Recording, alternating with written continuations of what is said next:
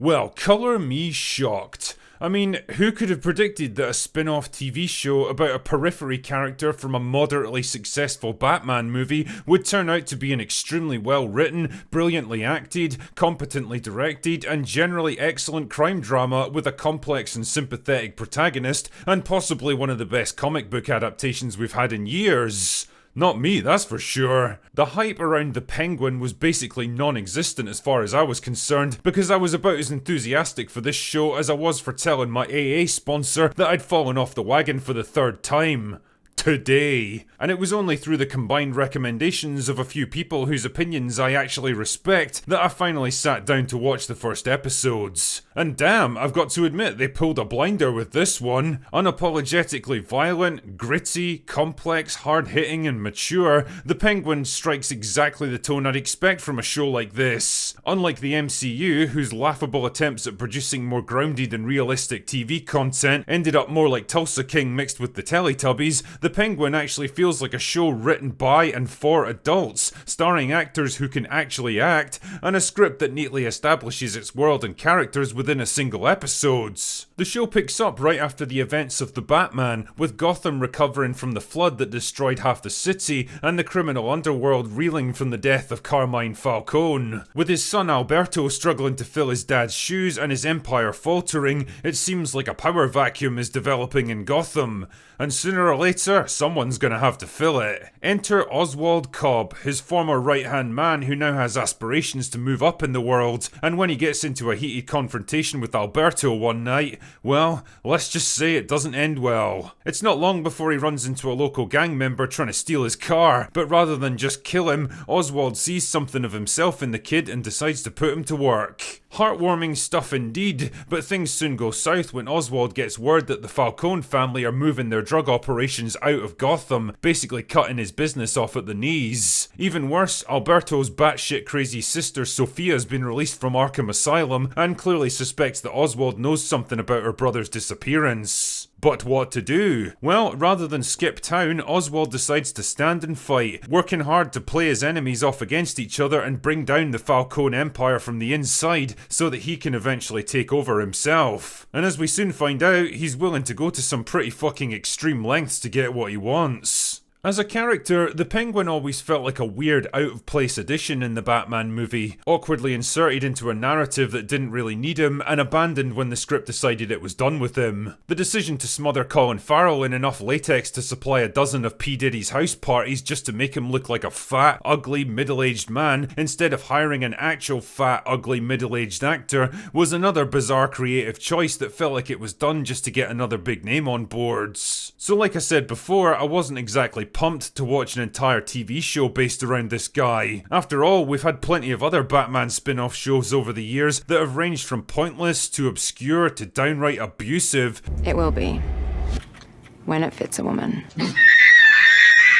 And that's what this felt like. Just another spin-off show with no clear reason for existing that nobody particularly wanted or asked for. But the thing that the Penguin does so well and so efficiently is to get you invested in its protagonist literally by the end of its first scene. A short conversation with the new head of the Falcone Empire really tells you everything you need to know about what drives Oswald. He's a man born into a hard and cruel world who was forced to become hard and cruel himself to survive, but there's also something else in him that sets him apart from his peers. He aspires to become something better, even if he's forced to become something worse in order to get there. He's a man handicapped by crippling disability who clearly didn't start with any advantages in life, but through ruthless cunning, careful planning, and sheer balls-out bravery, he's clawed out a place for himself in the world.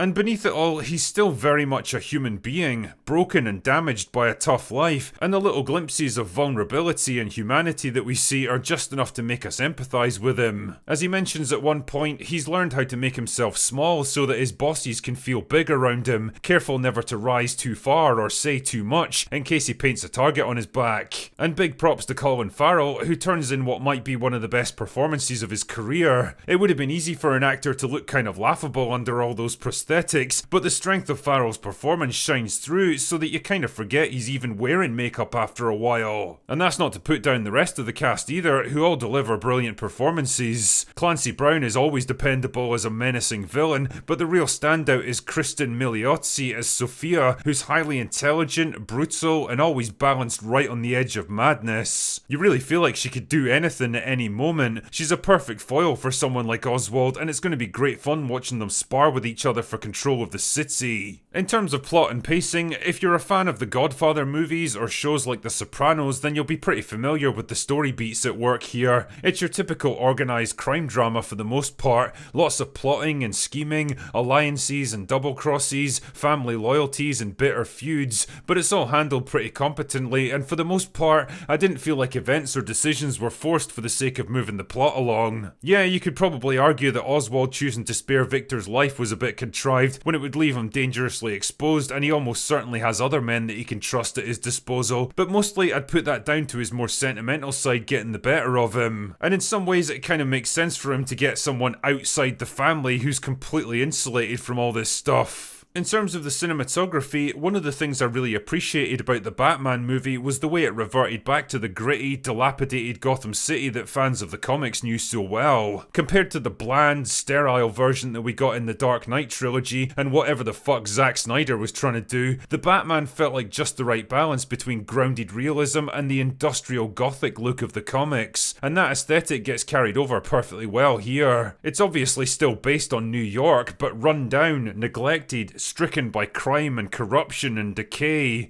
So basically just actual New York then. We're only one episode in so far, so it's a bit too early to say for sure, but for the most part, I think I'm pretty impressed with what they've managed to do with the Penguin. If I had to compare it to something else, I'd say it feels like the Netflix Daredevil series, something that used its parent movies as a jumping off point to branch off into its own self-contained narrative that's way more violent and mature than anything the movies could ever hope to be. And if that was their aspiration for this show, then well, hats off to you gentlemen, mission accomplished. Let's just hope you don't drop the ball on this one, because you have my interest so far. Anyway, that's all I've got for today. Go away now.